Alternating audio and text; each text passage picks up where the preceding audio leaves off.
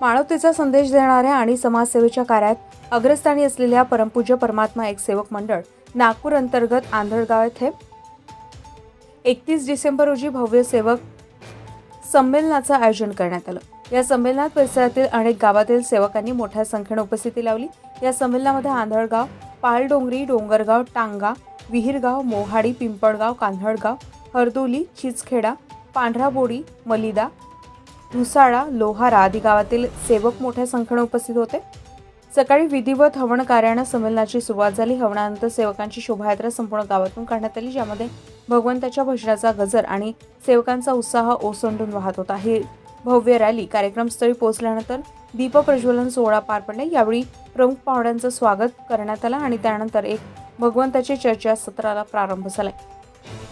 या कार्यक्रमाचे अध्यक्षस्थानी परमपूज्य परमात्मा एक सेवक मंडळ नागपूरचे अध्यक्ष राजूजी मदनकर होते, तर संमेलनाचे उद्घाटन मंडळाचे सचिव मोरेश्वरजी गबणे यांच्या हस्ते करण्यात आलं।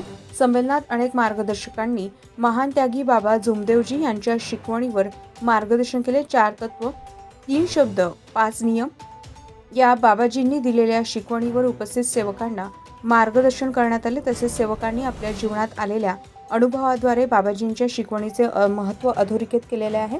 संमेलनाच्या अखेरीस महाप्रसादाचं आयोजन देखील करण्यात आले, जिथे उपस्थित सर्व सेवकांनी एकत्र भोजनाचा आनंद घेतलाय।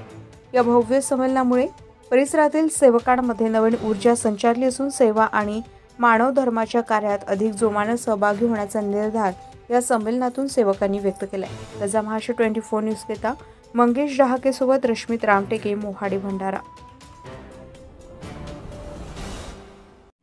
ताज्या घडामोडी आणि बातम्या जाणून घेण्यासाठी गरजा महाराष्ट्र 24 न्यूज या आपल्या YouTube चॅनलला सबस्क्राईब करा आणि बेल आयकॉन दाबायला विसरू नका, जेणेकरून आपला व्हिडिओ आल्याची ताजी खबर तुम्हाला ताबडतोब मिळेल।